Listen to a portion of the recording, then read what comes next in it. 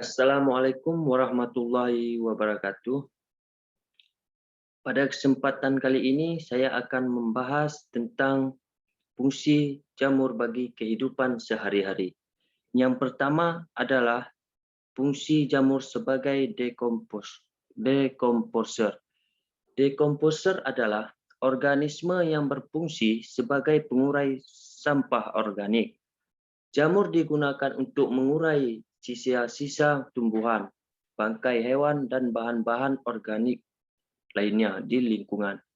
Hasil dari penguraian akan dikembalikan ke tanah sehingga dapat menyuburkan tanah.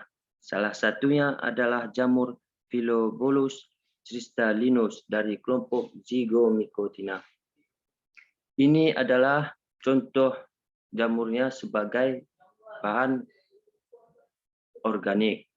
Kemudian yang kedua adalah fungsi jamur sebagai membantu proses fermentasi.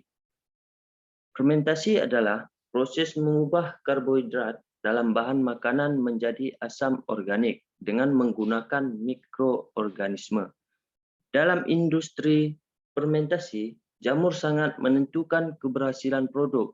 Contoh hasil fermentasi dengan jamur adalah bir, roti, tape, dan tempe. Salah satu jamur berasal dari ragi, yaitu Saccharomyces cerevisiae, pada fermentasi pembuatan minuman beralkohol.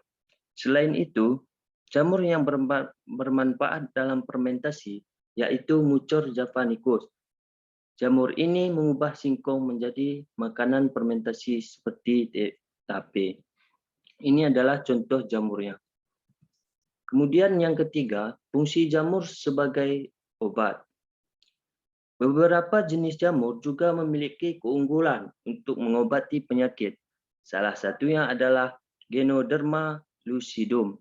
Jamur ini disebut jamur Lingzhi yang berkhasiat sebagai obat herbal, anti diabetes, anti hipertensi, anti alergi, antioksidan, anti hepatitis, analgesik, anti HIV, serta perlindungan terhadap liver, ginjal, hemoroid atau wasir, anti tumor, dan sistem imunitas atau sistem kekebalan tubuh. Jamur lainnya yang bermanfaat sebagai obat yaitu Penicillium notatum untuk obat antibiotik, yaitu penicillin atau obat alergi. Selain itu, ada juga jamur Penicillium chrysogenum yang dapat menghasilkan antibiotik penicillin. Antibiotik ini digunakan untuk menghambat pertumbuhan bakteri, terutama bakteri penyebab penyakit. Ini adalah contoh gambar jamur sebagai obat. Kemudian yang keempat adalah fungsi jamur sebagai sumber makanan pada manusia. Beberapa jenis jamur tertentu umumnya dimasak dalam sup atau bahkan sebagai keripik.